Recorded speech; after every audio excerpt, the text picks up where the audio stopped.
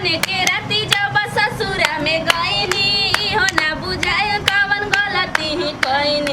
गवन के राती जब ससुरा में गईनी हो ना बुझाइल कवन गलती ही कईनी।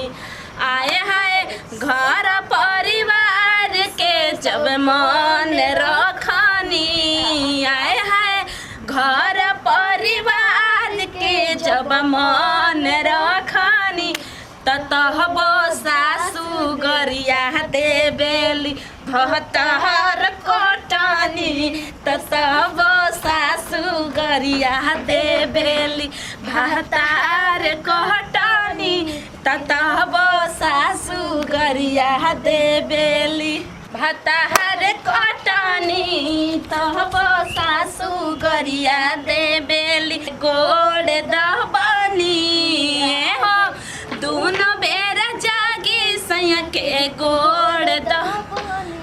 ततहबो सासु गरिया देबेली भतार कटनी। तबो सासु गरिया देबेली भतार कटनी।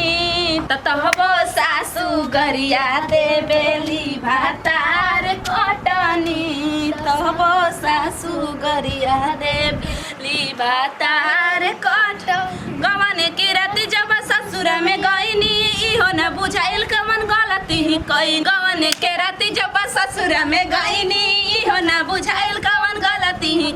आए हाय दोनों बेरा जागी सैया के गोड़ दबनी। आए हाय दोनों बेरा जागी सैया के गोड़ दबनी। ततहबो सासु गरिया देबेली भतार कटनी। तबो सासु गरिया देबेली भतार कटनी। ततहबो सासु गरिया देबेली भतार कटनी। तबो सासु गरिया देबेली भतार कटनी। मोरा गोड़ पर अरे बाप रे बाप डीजे पो नाचल छोड़वल बा। अरे बाप रे बाप डीजे पो नाचल छोड़। दूसरा बतासा मोरा कमर पर मरले। दूसरा बतासा मोरा कमर पर अरे बाप रे बाप गली चलावल छोड़वले। अरे बाप रे बाप सैया बतासा से मरले बा। अरे बाप रे बाप सैया बतासा मर। तीसरा बतासा मोरा आँखों पर मरले। तीसरा बतासा मोरा आँखों पर अरे बाप रे बाप खलखी चलावल छोड़ावले। अरे बाप रे बाप खनखी छोड़ावल छोड़ावल बा। अरे बाप रे बाप सैया बतासा से मर बा। अरे बाप रे बाप सैया बतासा से मरले। अरे चौथा बतासा मेरा हाथ पर मरले। चौथा बतासा मोरा हाथ अरे बाप रे बाप हाथ चलावल छोड़ावले बा। अरे बाप रे बाप हाथ छोड़ावले बा। अरे बाप रे बाप सैया बतासा से मरल बा। अरे बाप रे बाप सैया बतासा से मरल बा। अरे बाप रे बाप सैया बतासा से मरले बा। नमस्ते प्रणाम, हम बानी भोजपुरिया भौजी पुष्पा सिंह।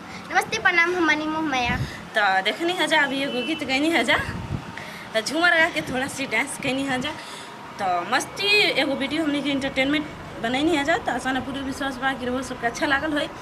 तो जे हमने की वीडियो देखा था तो कमेंट कर बिल्कुल ना भूलें जा। कैसे कि कमेंट देख के हमने के साहस बढ़ेला कि हमने के कौन गलती कैले बन जा। और इतना हमने के जब प्रयास करत नहीं जब वीडियो बनाए के वो सबके देखाए खातिर दर्शावत हैं जा तो बिल्कुल कमेंट कर ना भूलें जा। और इतना हमने के प्रयास करत हैं जा कि ताकि हमने के वीडियो आप लोग के पास पहुँचे और अच्छा लगे। तो बिल्कुल अच्छा ना लागत हो या अच्छा लागत भी हो तो कमेंट में ज़रूर बताएं जा।